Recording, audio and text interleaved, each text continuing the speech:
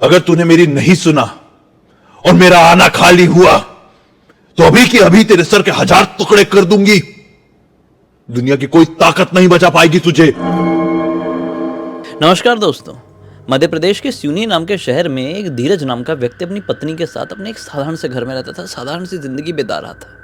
लेकिन एक दिन किसी की बहुत बुरी काली नज़र उसके इस परिवार में, उसके इस लाइफ में लग जाती है।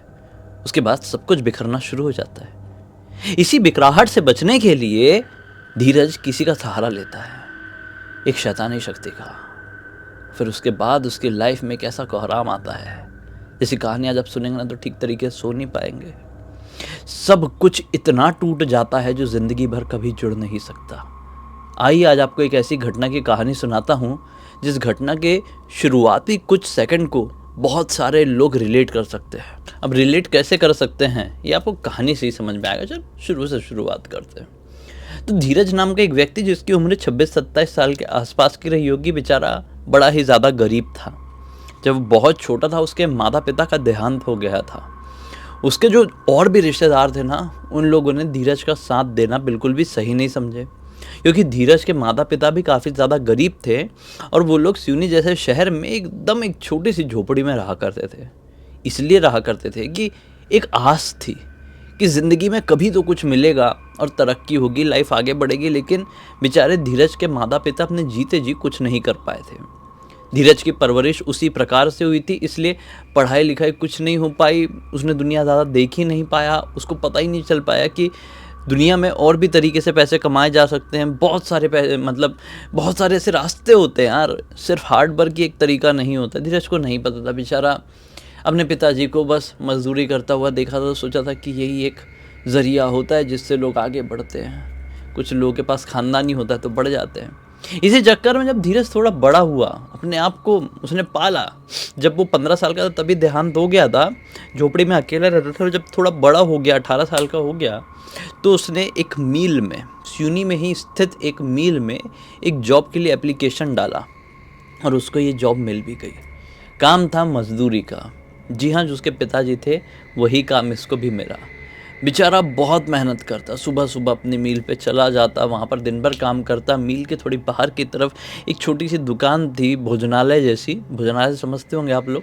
वहाँ पर वो खाना खा लिया करता था और फिर अपने घर आता था, थका हारा सो जाया करता था। इस तरीके से ज़िंदगी चली चली चली। अब वो हो गया तकरीबन 21-22 साल के आसपास का। 21-22 साल का हुआ। उसी दौरान उसकी मुलाकात जिस भोजनालय में वो खाना खाया करता था उस भोजनालय के मालिक की बेटी से हुई। वो भोजनालय के मालिक की जो बेटी थी वो उस दिन अपनी दुकान में बैठी हुई थी और धीरज को पसंद आ गई और उसने भी धीरज को पसंद कर ली। और फिर एक दिन दोनों की शादी हो गई। जैसा भी दोनों का बना होगा संबंध, उस हिसाब से दोनों की शादी हो गई। अब भाई वो लड़की शादी ब्याह करके धीरज से घर पर आ गई।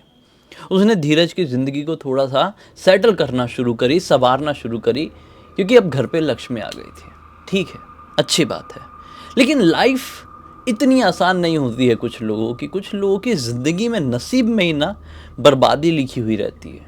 इसकी किस्मत बहुत ही ज़्यादा बर्बाद थी, आपको अभी समझ में आएगा। धीरज को लगने लगा था कि अब सब कुछ अच्छा हो जाएगा, लाइफ ट्रैक पे आ जाएगी। ठीक है, मैं बहुत अमीर नहीं बन जाऊंगा, लेकिन जितनी कठिनाई थी ज़िंदगी में वो कठिनाई थोड़ी कम हो जाएगी मेरी पत्नी की वजह से। लेकिन नहीं, जब से शादी हुई चीज़ें तो सेटल रहने लगी, लेकिन किस्मत दिनों दिन बर्बाद होती जा रही थी। पहले धीरज 10-10 घंटे अपनी फैक्ट्री में, अपने मिल में काम करता था, अब उसको 14-14 घंटे वहाँ पर रहना पड़ रहा है। कभी कभी पूरी रात वहीं पर। थोड़ा बहुत सोने का समय मिल जाए, उठे तो फिर काम कर रहे हैं। मतलब धीरज तो अब पूरी तरीके से पिस चुका था, काफ़ी ज़्यादा कमज़ोर हो गया था। धीरज जब 24 साल के आसपास का हुआ तो उसके घर पे एक बेटे का जन्म होता है। लेकिन बेटे के जन्म के साथ ही उसे किस्मत और ज़्यादा फूट जाती है। बेटे को एक ऐसी बीमारी थी जिसका इलाज इतना ज़्यादा आसान नहीं था। कुछ तो भी ऐसी जेनेटिक बीमारी रही होगी।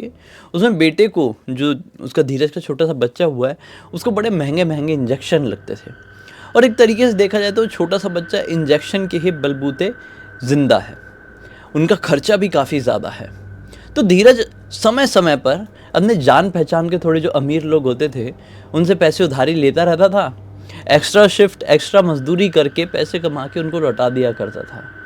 कुछ टाइम बाद सिचुएशन इतनी ज़्यादा बिगड़ गई, खाने पीने के वांदे पड़ गए थे। धीरज जब 26-27 साल का हुआ तब तक उसका जो छोटा सा बेटा है उसकी कंडीशन और भी ज़्यादा ख़राब हो गई। धीरज को पता चला कि बेटे की ये ख़राब जो कंडीशन हुई है उसके लिए एक ऑपरेशन करवाना पड़ेगा, जिसके तकरीबन 3 से 4 लाख का खर्चा आएगा। धीरज ने कुछ पैसे इधर उधर से जुटाया और 2 या 2.5 लाख रुपए का पर्सनल लोन लिया। किसी के सहारे कोई गारंटर रहा होगा, किस्मत से मिल गया लोन। अब भाई उसका ट्रीटमेंट हुआ। धीरज बड़ा ही उदास, आज ही बच्चे का ऑपरेशन हुआ, उसको घर पर लेकर आए हैं। धीरज इतना ज़्यादा उदास कि उदासी में घर के पास में ही शराब का ठेका था, वहाँ पर बैठकर शराब बहुत पिया, मतलब बहुत ही ज़्यादा पिया। इतना ज़्यादा कि वो अपने आप को कोसने लगा कि यार मैं ज़िंदा क्यों हूँ, आज पी पी के मैं मर क्यों नहीं जाता। ठीक है, अब आखिरकार दुकान वाले ने भी उठ के चलो हो गया भाई, इतना क्या मरमुरा जाओगे, हमारे ऊपर आएगा, भगा दिए इसको। अब ये गिरता पड़ता अपने घर की तरफ बढ़ने लगा। प्रे कर रहा था बस मैं मर जाऊँ आज और कुछ नहीं चाहिए, ऐसी ज़िंदगी से अच्छा तो ज़िंदगी होना ही नहीं चाहिए। और शायद उसकी ये प्रेयर कोई सुन रहा था। वो शराब के ठेके से अपने घर पहुंचने ही वाला था कि एक तेज़ रफ्तार का ट्रक आया और उसको बहुत बुरी तरीके से टक्कर मारा। धीरज इतनी बुरी तरीके से धराशायी हुआ कि ट्रक वाले को लगा कि ये मर गया है। ट्रक वाले ने अपनी गाड़ी निकाल लिया, लेकिन किस्मत यहाँ पर और भी ज़्यादा बुरी। धीरज की वहाँ पर मृत्यु हो गई रहती तो चीज़ें इतनी नहीं बिगड़ती। धीरज की मृत्यु नहीं हुई, उसने इस दुर्घटना में अपना एक पैर खो दिया। अब मजदूरी करने जो जाता था वो काम मिल पाएगा क्या? ये किसी मिल में, किसी फैक्ट्री में मजदूर बनने के लायक रहा? अब नहीं, ये बेचारा अपाहिज हो गया। एक साधारण शब्द में कहूँ तो ये अपाहिज हो गया। अब इसके इलाज में भी ऑब्वियसली बहुत ज़्यादा खर्चा आ रहा था।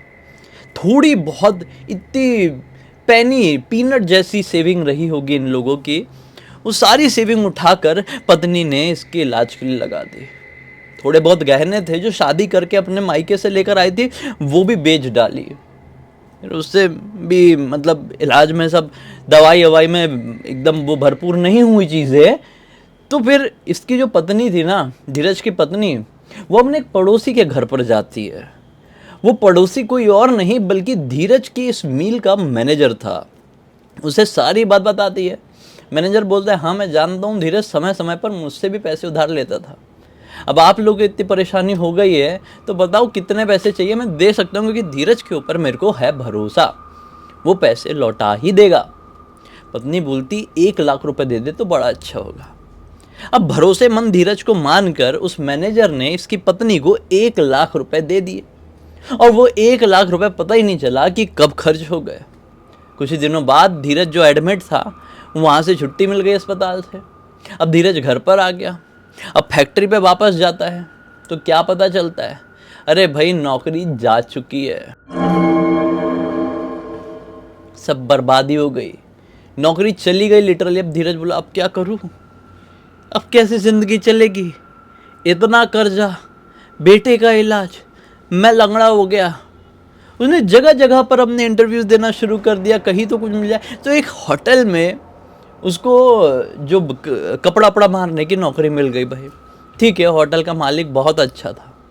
कुछ दिनों तक उसने वहाँ पर काम किया। कुछ दिनों क्या कहना, लगभग 8 से 9 महीने उसने वहाँ पर अच्छे से काम किया और थोड़े बहुत पैसे आते थे। लेकिन जितने भी पैसे आते थे सब लेनदारों को चुकाना तो है ना, क्योंकि सब लोग मुसीबत के समय साथ में खड़े हुए थे। बस धीरज जो उसका मैनेजर था ना उस फैक्ट्री का, उस मिल का, जो 1 लाख रुपए उसकी पत्नी ने ली थी उसके इलाज के लिए, उसको पैसे नहीं लौटा रहा था।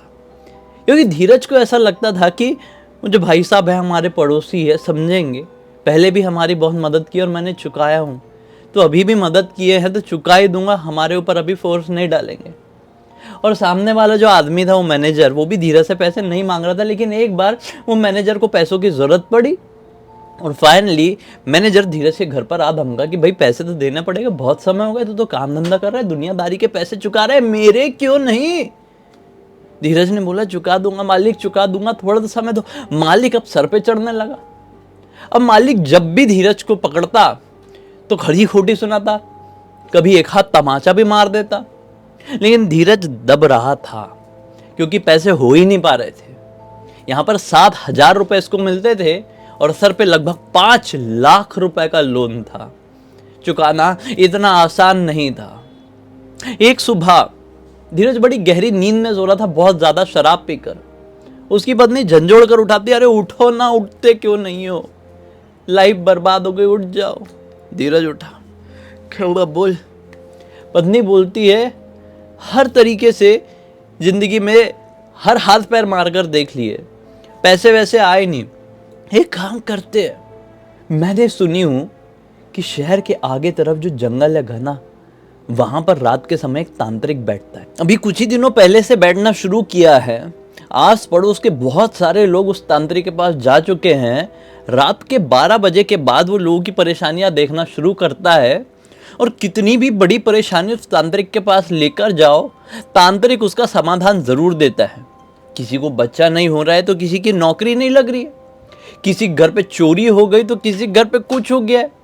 वो तांत्रिक हर चीज का हल दे देता है। जो किसी ने नहीं देखा वो तांत्रिक ने देखा है। पता नहीं कौन सी शक्ति उसके पास। हम भी चलते हैं ना, हमारी जिंदगी में भी तो कितनी परेशानी है। धीरज सुबह सुबह इस तरीके से पत्नी उठाई थी ऐसे बातें करके, वो चिढ़ गया। बोलता है तू क्या पागल हो गई है, ऐसी सारी चीजों के ऊपर क्यों विश्वास करती है, कुछ नहीं होता, ये सब कुछ नहीं होता। भगवान अगर होते तो हमारी मदद हो गई होती अब तक। जिंदगी को एक्सेप्ट कर ले, हम बर्बाद है, बर्बाद ही मरेंगे और ये लड़का भी ऐसी सड़ेगा, कुछ नहीं हो सकता हमारा। धीरज ने पत्नी को ऐसा धुतकारा और अपने काम पर निकल गया। पत्नी दिन भर वही सोचती रही कि काश वो तांत्रिक बाबा के पास हम चले जाए तो जिंदगी में कुछ तो बदलाव आएंगे। तांत्रिक बाबा के पास कोई तो शक्ति है, शायद तांत्रिक बाबा के पास कोई कर्ण पिशाचनी है जो बाबा के कानों में आकर सबके बारे में सब कुछ बता देती है, जिसने पिछला, अभी का और भविष्य का सब कुछ देखी हुई है। हर एक इंसान के बारे में वो A to Z चीजें जानती है। पत्नी को ये पता था क्योंकि पत्नी को आस पड़ोस की मोहल्ले की औरतें आकर ये सब कुछ बताती थी, लेकिन धीरज था कि विश्वास नहीं कर रहा था। एक दिन की बात है, ऐसे करते करते 7-8 दिन क्रॉस हो गए। जो लेनदार था, मेन मैनेजर, वो धीरज के होटल में आता है और होटल के मालिक को धीरज के बारे में बोल देता है कि भाई ये गलत इंसान है, इसकी मदद की है, इसने ऐसा ऐसा कर दिया, मेरे पैसे दिया नहीं, मेरा सामान चोरी, झूठ बोला उसने, मेरे घर से सामान चोरी करके ले गया है, आपके होटल में भी काम करता है, चोरी कर कर लेकर जाएगा, सब बर्बादी कर देगा, ये करेगा वो करेगा। मतलब गंदा गंदा जिस तरीके से वो भड़का सकता था, मतलब समझ रहे हो आप। अभी मेरे को एग्जैक्ट वर्डिंग तो पता नहीं है वो कैसे भड़काया होगा, ना ही ये धीरज को पता थी। मतलब धीरज का वो मैनेजर, वो धीरज के करंट मालिक के पास गया, उसको भड़का दिया, बोला धीरज को अपने काम से निकाल दो, अपने होटल से निकाल दो। और फिर फाइनली धीरज के करंट होटल का जो मालिक था उसने धीरज को काम से निकाल दिया। धीरज बहुत ही परेशान हुआ, एकदम फ्रस्ट्रेट हुआ और दिन में ही काम से निकल के घर जा रहा था। बहुत ज़्यादा शराब पी लिया, फिर लौटते पोटते घर की तरफ आ रहा था तो पता नहीं उसको और दूसरे लेनदार मिल गए और बीच बाजार में धीरज को इतना पीटे जिसकी लिमिट नहीं थी। धीरज को बेहोश कर दिए पीट पीट के। जब वो होश में आया तो अस्पताल में था और पत्नी एक किनारे बैठे इतना रो रही थी जिसकी कोई लिमिट नहीं। धीरज उठा, पत्नी को अपने पास बुलाया, बोला क्या हो गया, इतना क्यों रो रही है, ठीक है जिंदा हूं, कुछ नहीं हुआ है, पैसे आ जाएंगे। पत्नी बोलती है आप जिंदा हो तो क्या हो गया, मेरा लड़का खत्म हो गया है। इसका लड़का खत्म हो गया। इसने बोला क्या, कैसे, ये सब कुछ कब हुआ। उसने बताया जब आपके बारे में मुझे पता चला, मैं घर से निकल ही रही थी कि बेटे ने बहुत जोर से चिल्लाया एक बार, और फिर जब मैं पलटकर उसकी तरफ देखी तो उसने आखिरी सांस लिया था। धीरज इस समय पूरी तरीके से टूट गया। इसके पास कुछ बोलने को था ही नहीं। धीरज ने अपने बेटे का अंतिम संस्कार किया, उसकी 13वीं 12वीं हुई और अब बोला या तो मैं खुद को खुश कर लूंगा, अपनी पत्नी को भी खुश करवा दूंगा, या तो फिर इस चीज से मुझे बाहर निकलना है। रात भर सोचा 13वीं की रात और सुबह अपनी पत्नी से बोलता है कि क्या वो तांत्रिक बाबा अभी भी जंगल में बैठता है। पत्नी बोलती है कौन, वो पता नहीं, वो तो काफी समय पहले की बात हो गई। धीरज बोला पता कर, जिंदगी बहुत बर्बाद हो गई, अगर वो तांत्रिक बाबा नहीं मिला तो मैं खुद को खुश कर दूंगा और तुझे को भी खुश करवा दूंगा। उसने बोली ठीक है मैं पता करती हूँ। वो किसी आस पड़ोस के पास गई और पता लगा ही तो तांत्रिक बाबा अभी भी बैठ रहा था वहां पर। पता नहीं कहाँ से आया था कहाँ से नहीं, भाई वो बैठता था और रात में लोगों की परेशानियों का समाधान देता था, उन्हें पता ही वो है। तो आज रात में दोनों धीरज और उसकी पत्नी तांत्रिक बाबा के पास गए। तांत्रिक बाबा रात के 12 साढ़े 12 बजे के आसपास घने जंगल में बड़े बड़े पेड़ों से घिरा हुआ एक सिंहासन बनाकर रखा है अपना, जमीन पे ही घास का, और सामने एक छोटा सा लालटेन रखा हुआ है और कुछ आकृति जमीन पे चौक से या कोई भभूत से या राख से बनाया हुआ है। एक अलग सी आकृति, एक शैतानी आकृति, एक कंकाल रखा हुआ है, कुछ हड्डियां रखी हुई है और कुछ कुछ आंख ऊपर करके नॉन स्टॉप बोल रहा है। जैसे ही ये लोग तांत्रिक बाबा के पास पहुंचे, बाबा ने आंख खोला, ऐसा बोला है? और धीरज को देखकर उसकी आंखों में आंखें डालकर सब कुछ बताना शुरू कर दिया। तेरा नाम ये है, तेरे बाप का नाम ये था, तेरे दादा का नाम ये था, तेरा बाप जिस दिन मरा था उसने ये कलर के कपड़े पहना हुआ था, कुछ दिन पहले तेरा लड़का खत्म हुआ है। सब कुछ तांत्रिक बाबा ने धीरज की आंखों में आंखें डालकर बता दिया। धीरज तो वहीं पर कांपने लगा था कि बाबा ये सब आपको कैसे पता।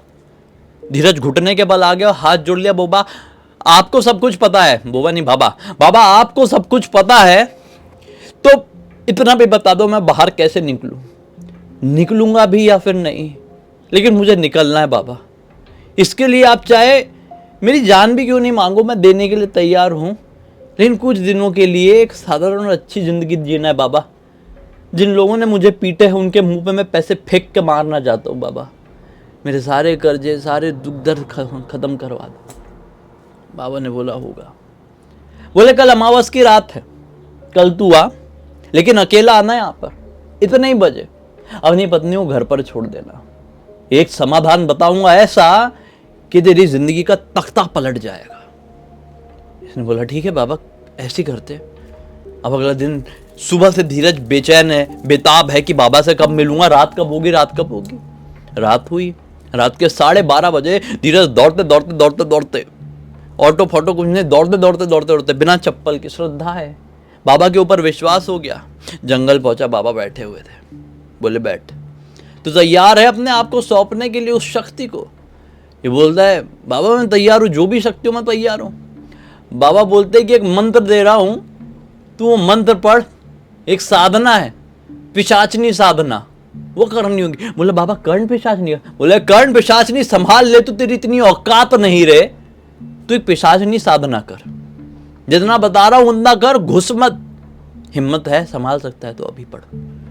इसने बोला हाँ बाबा बताइए। अब बाबा ने कुछ कुछ मंत्र बताए, इसने वो मंत्र पढ़ा। बोले 1008 बार अभी पढ़। इसने 1008 बार अभी पढ़ा, छोटा ही मंत्र था। बोले बस इसे रोज रात में थोड़ी आगे की तरफ एक तालाब है, तालाब में 12:30 बजे 1 बजे बैठ जाना, नॉनस्टॉप 1008 बार पढ़ना और घर चले जाना। 1 महीने तक तुझे ये करना है, या हद से 40 दिन तक।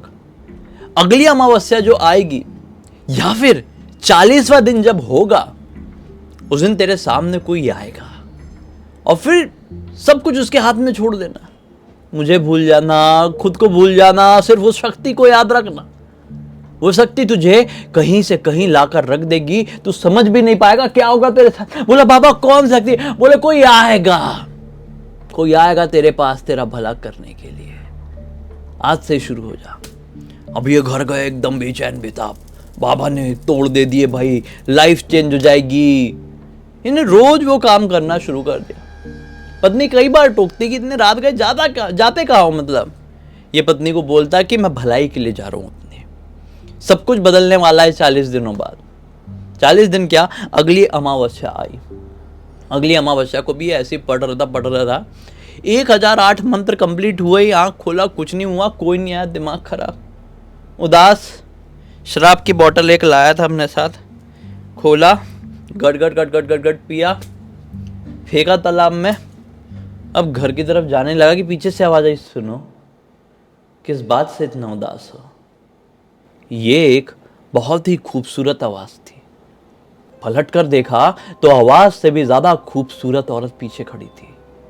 इतनी खूबसूरत कि दुनिया का कोई भी इंसान उसको देख ले तो कुछ सेकंड, कुछ मिनटों के लिए मंत्रमुग्ध हो जाए। स्वर्ग से उतरी हुई किसी अप्सरा से वो कम नहीं लग रही थी। उसकी आंखों में, उसके चेहरे में एक ऐसा तेज था, देखकर कोई भी कुछ सेकंड के लिए बेहोश हो जाए।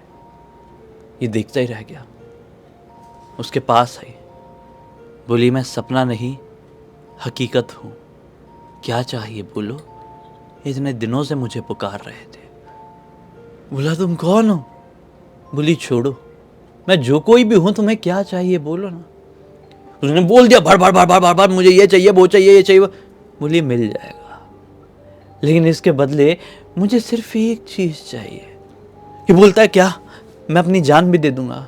बोलती, नहीं, जान नहीं चाहिए, मुझे चाहिए वफादारी। दे पाओगे वफा? ये बोलता है, हाँ, मतलब वफादारी मतलब मैं समझा नहीं, क्या क्या चाहिए आपको? बोलती है, सिर्फ तुम मेरे और मैं तुम्हारी, मेरे अलावा तुम किसी पराई औरत की तरफ आंख भी उठाकर मत देखना, किसी को छूना भी नहीं, और कुछ और करने की तो सोच भी मत लेना। ये बोलता है, लेकिन मेरी पत्नी है, कुछ समय पहले मेरा बच्चा खत्म हुआ, मेरा एक परिवार है। भूल जा उस परिवार को, समझा? तू मुझे बुलाया है ना, अब जितना बोल रही हूं उतना समझकर चलना होगा। अगर तूने मेरी नहीं सुना और मेरा आना खाली हुआ तो अभी के अभी तेरे सर के 1000 टुकड़े कर दूंगी। दुनिया की कोई ताकत नहीं बचा पाएगी तुझे। ये बोलता, ठीक है, मैं करने के लिए तैयार हूं। किसी भी औरत की तरफ, किसी भी पराई स्त्री की तरफ अब आंख उठाकर भी नहीं देखूंगा। बस जो मैं चाहता हूं मुझे मिलेगा ना, मिल गया। जा, आज से तेरे अच्छे दिन शुरू। लेकिन याद रखना, जिस दिन तूने अपना वादा तोड़ा उस दिन सब कुछ खा जाऊंगी। ये बस खुशी खुशी मारे दौड़ते दौड़ते अपने घर की तरफ गया। बहुत खुश था, रात भर सो नहीं पाया। सिर्फ वही लड़की, वही स्त्री इसके दिमाग में आ रही है। क्या औरत थी वो, क्या मुझे सब कुछ दे देगी? मुझे वरदान मिला है, मेरे अंदर शक्ति आ गई है, मैं बहुत खुश हूँ। रात भर उसने ऐसे ही काट डाला। अगला दिन निकला तो खुशी खुशी आज सोचा कि सुबह से मैं दारू पीने जाऊँ। आज बहुत, क्योंकि काम धंधा है नहीं कुछ, दारू पीने जाऊँगा, लाइफ में सब अच्छा हो जाएगा। दारू वारू पिया, अब घर की तरफ लौट ही रहा था कि रास्ते में उसको मोहल्ले पड़ोस के एक दंपति, एक कपल मिले। बोलते, अरे धीरज, हमारे सुनने में आया कि तुम लोग अभी कुछ काम वाम नहीं कर रहे हो, काम वाम चाहिए क्या? धीरज बोलते, कौन सा काम? क्या काम है आप लोगों के पास? वो कपल बोलते हैं कि अरे काम ये है, तुम्हारी पत्नी बहुत अच्छा खाना बनाती है, हमने सुने। हम लोग ना एक दुकान डाल रहे हैं अचार और पापड़ की। अभी देखो, अचार पापड़ बनाना हमको इतने अच्छे से आता नहीं है, लेकिन हमको एक बिजनेस शुरू करना है। तो तुम्हारी पत्नी और तुम मिलके अचार पापड़ बनाओगे, हम तुम्हें अपने काम की इतने हिस्सेदारी देंगे। धीरज बोला, हाँ। अब धीरज के पास ही ये लोग क्यों आए, इसके पीछे कारण ये था कि धीरज शुरू से वफादार रहा, जिससे भी पैसे लेता था, लौटाता था, बड़ी मुसीबत में था, सबको पता था, तो लोग मदद करने के लिए आते थे। शराब पीता था वो उसका एक अलग सीन है भाई, लेकिन ये आदमी में अभी तक सही था। ये अपनी पत्नी के पास लेकर गया, पत्नी को गुड न्यूज़ दिया, पत्नी ने बोली, बिल्कुल मैं दूंगी बना के। अब भाई अचार पापड़ का इनका काम शुरू हो गया। अचार पापड़ दे रहे हैं, पैसे आ रहे हैं, पैसे आ रही है, चुका रहे हैं। फिर इससे एक गलती हो गई, फिर ये दूसरों के चुका रहा है, उस मैनेजर के नहीं। मैनेजर को अब पता चला, बोला अब तो धीरज के तो पैसे वैसे अच्छे आ गए, घर वर इसने पक्का करवा लिया अपना। पहले झोपड़ी में रहता था, पक्का मकान बनाने के पैसे हैं साला, मेरे लाख रुपए लौटाने के पैसे नहीं है इसके पास, इसकी तो हड्डी पसली तोड़ूंगा। उन्होंने 4-5 लोगों को बुलाया, रॉड उठाया और धीरज के घर जा ही रहा था कि बहुत तेज रफ्तार में दौड़ती हुई, कहीं से पता नहीं, एक सांड, दौड़ता हुआ सांड आया। पता नहीं वो सांड पागल था उस समय, देखिए क्या था, सांड ने सींग से उठा के उस मैनेजर को जो पटका, बीच बाजार में जो पटका, वो मैनेजर सर के बल गिरा, और जैसी वो जमीन पर गिरा सर के बल, ऑन द स्पॉट उसकी मृत्यु हो गई। ऑन द स्पॉट उसकी मृत्यु हो गई। धीरज के ऊपर जितना भी लोन था वो खत्म हो चुका था, खाली लाख रुपए थे, वो इस तरीके से मिट्टी में मिल गए एक पागल सांड की वजह से। जब ये बात धीरज को पता चली तो धीरज दौड़ा दौड़ा वहां पर पहुंचा। देखा कि क्या हो गया मैनेजर के साथ। मैनेजर कुंजल लथपथ पड़ा हुआ है, भीड़ लगी हुई है, एम्बुलेंस वगैरह को बुलाया। सब समझ चुके थे कि आदमी ख़त्म हो गया है, हाथ में डंडा वंडा है, लोग हैं, उसके साथ के जो भी लोग थे वो तितर पितर हो गए। धीरज ने देखा है माहौल क्या है भाई। उसी समय एक हल्की हवा चली पीछे की तरफ से। धीरज पलट कर देखा कि एक अजीब सी हवा मेरे बालों को छूकर कहाँ गई। जब वो पलटा पीछे तो पीछे एक पेड़ था, उसी पेड़ के नीचे खड़ी हुई थी वही पिशाचनी जो धीरज को देखकर मुस्कुरा रही थी। और धीरज को यहां पर सब कुछ समझ में आ गया, ये सिर्फ और सिर्फ पिशाचनी की वजह से ही हुआ है। धीरज और खुश, दारू की नदियां बहा दूंगा आज तो, इतना पीऊंगा इतना पीऊंगा। धीरज वापस ठेके में लौट गया और फिर बहुत पिया, सुबह से लेकर शाम तक पिया खुशी में। शाम को जब घर पर पहुंचा गिरते पड़ते, तो आज उसकी पत्नी उसको पहले से भी 100 गुना ज़्यादा खूबसूरत लग रही थी। और रात के समय शराब के नशे में और खुशी में धीरज से वो हो गया जो उसको कभी नहीं करना चाहिए था। मतलब वो वादा टूट गया जो उसने उस पिशाचनी से किया था, वफादारी का वादा। धीरज ने अपनी पत्नी के साथ कुछ करके उस पिशाचनी को धोखा दिया और दोनों हैप्पीली बहुत अच्छे से जो कुछ भी हुआ उनके बीच में प्यार से बढ़िया अपने अपनी तरफ अपना अपना कोना पकड़ के बिस्तर में सो गए। रात के तकरीबन 2:30 बजे कोई जोर जोर से दरवाज़ा पीटता है धीरज का, ढक ढक ढक ढक ढक ढक ढक। धीरज की आंखें खुली, बोलता है कि अरे जा देख कौन है। वैसे भी धीरज का एक पैर नहीं है तो पत्नी ही उठी। रात के 2:30 बजे इतनी जोर जोर से कौन दरवाज़ा पीट रहा है। थोड़ी पत्नी उठी और जैसी दरवाज़ा खोली, खा लाल पानी के बौछारे उड़ गए कमरे में, खून के बौछारे उड़ गए, गिर गए। धीरज हड़बड़ा के उठा और जैसे तैसे लंगड़ाते हुए बाहर की तरफ गया। बाहर इतना सा एक परिंदा भी नहीं, एक पक्षी भी नहीं है, कोई नहीं है। धीरज देख नहीं पाया कि खच किसने किया पत्नी का। पत्नी का जो आधा था ये आधा ऐसा लटक गया था, गई, आंखें फटी की फटी रह गई। धीरज रो रो के पागल हो गया। अगली रात को जब, अगले दिन तो अंतिम संस्कार वगैरह हुआ, अगली रात को जब धीरज जंगल की तरफ गया तो ना वो बाबा मिले और ना ही तालाब के पास गया तो वो पिशाचनी। चैप्टर यहीं पर क्लोज और सब कुछ वापस से बर्बाद होना शुरू हो गया। एक दिन धीरज ने ये सारी चीज़ें अपने कोई मोहल्ले पड़ोस का आदमी रहा होगा उसको बताया, भाई जिसके साथ बैठ के वो पीता पाता था।